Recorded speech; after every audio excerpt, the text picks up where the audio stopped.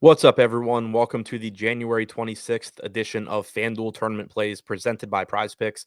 I'm your host, Adam Scherer. You can find me on Twitter at ShipMyMoneyDFS. And as a reminder, you get one free month of Awesemo Plus Platinum when you sign up and make a deposit at Prize Picks.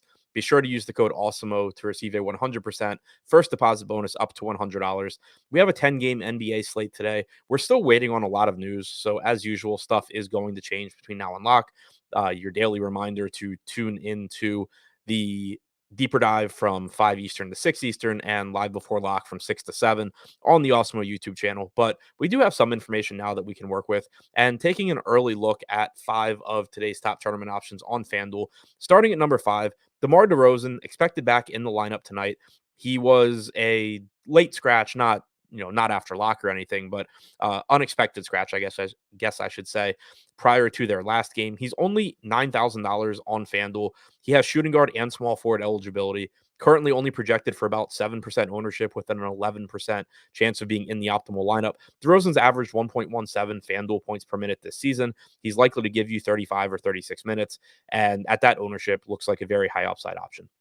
Number 4, Luka Doncic, projected for 5% ownership with an 11% chance of being in the optimal lineup. He has a favorable matchup against the Portland Trailblazers. He's $11,400, point guard and shooting guard eligible. He's averaged 1.41 FanDuel points per minute overall this season, and he's likely to give you 37 or 38 minutes if the game's competitive.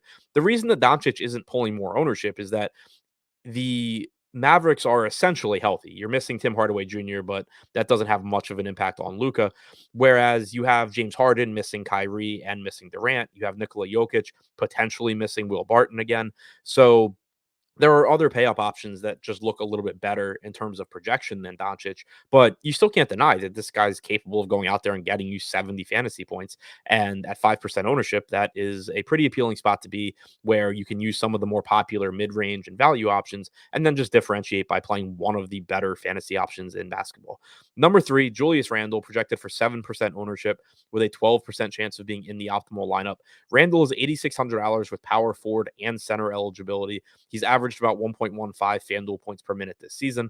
All of that looks good. What doesn't look good is that this game is likely to be very, very unappealing from a fantasy standpoint. We have Miami with a 104 implied total, New York with a 99-point implied total. This is likely to be a very, very slow game between two teams that do not push the pace. Both teams defend well. Wouldn't blame anyone not for going there, and that's why Randall isn't pulling much ownership. But at the same time, you're talking about someone that's likely to play 37 or 38 minutes. He's at a discounted price point on FanDuel at only $8,600. And even if you know, account for the matchup and deduct some production from his average performance, even if you're going from like 1.15 fantasy points per minute to 1.05 or something like that on average, you can see how he still has the potential to really exceed an $8,600 price tag. Number 2, Kristaps Porzingis, projected for 9% ownership with a 16% chance of being in the optimal lineup. He has power forward and center eligibility. He's $8,200, has a favorable matchup against the Blazers, same one obviously that we talked about with Luka.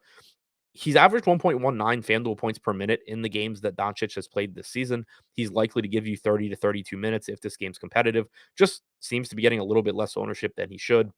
And then rounding it out with the top tournament option on tonight's slate, Dejounte Murray is projected for 13% ownership with a 16% chance of being in the optimal lineup.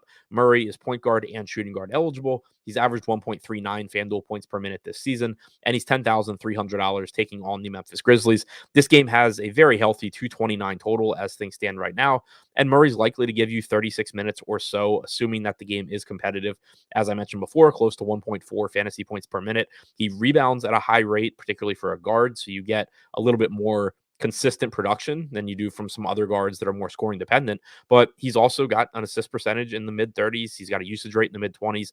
He can do everything on the floor. He's one of the leaders in triple doubles this year. Not that you get a bonus for that on FanDuel, but it reiterates that, he can get it done in a variety of ways. So to recap, the top 5 tournament options on FanDuel as things stand right now: number 5, DeMar DeRozan; number 4, Luka Doncic; number 3, Julius Randle; number 2, Kristaps Porzingis; and number 1, Dejounte Murray.